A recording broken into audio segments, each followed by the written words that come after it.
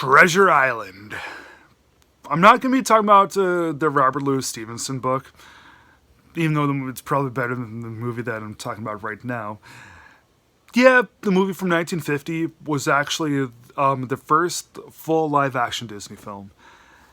And it's quite a good one, too. It's a masterpiece like some of Disney's other live-action films?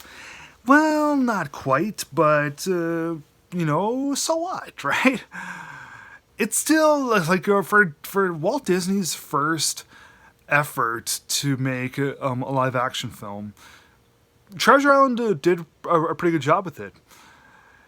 It stars Bobby Driscoll, who was a Disney regular at the time, this child star, and Robert Newton as Long John Silver.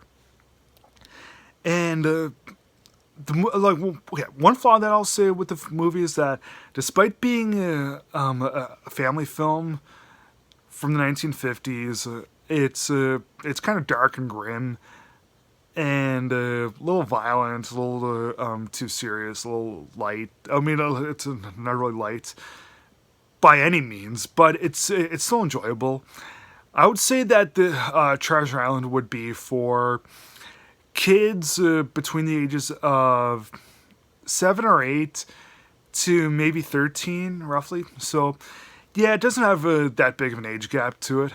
But if you happen to study the book of Treasure Island or just read it for fun, then I'm sure that to top it all off with watching this particular movie would be it'd be a good time. It'd be a good final farewell to the book.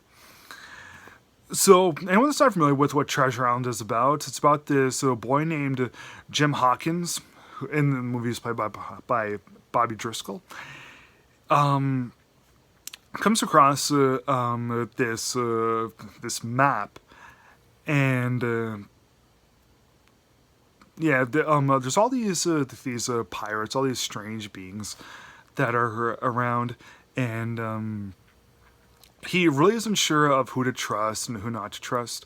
All he knows is that this map that he now possesses will lead everyone to this treasure chest. Lots and lots of hidden gold.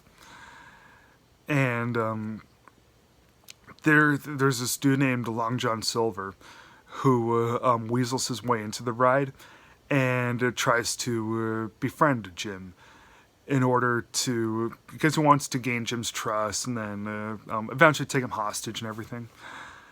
But Jim is he's a strong boy, and he's a smart kid. Whereas Long John Silver is scary and he's evil, and he's like twice the size of Jim. But Jim still tries to use all of the brains and willingness that he possibly can to possibly throw out all these bad guys. Because there are some good guys on the ship too, but it's mostly Jim that tries to use all the good for all the good himself. So, yeah, Bobby Driscoll does do a good job playing Jim Hawkins, but it's ultimately Robert Newton as Long John Silver that really steals the film. You remember how good Johnny Depp was in the Pirates of the Caribbean films, right? Or how good Dustin Hoffman was in The Hook. Well, all that started with Robert Newton as Long John Silver in 1950. I got no disrespect towards Johnny Depp or Dustin Hoffman even, because Dustin Hoffman is really one of my favorites. It's just that Robert Newton started the entire pirate, he didn't really start the pirate greatness. Well, I guess you could say he did, but whatever. All of the great pirate things that you see in film all started with Robert Newton as Long John Silver. I think that he was Oscar worthy in this film.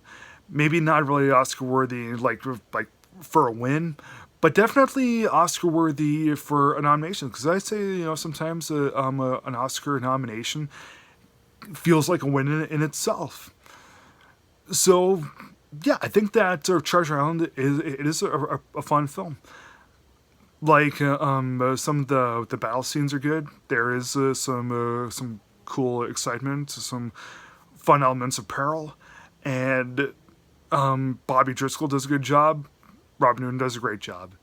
I'm gonna give Treasure Island from 1950 3 stars out of 4. Everyone, thanks for watching. Be sure to subscribe and like this video, and I'll definitely be posting more things in the next couple of days. Have a good day, folks.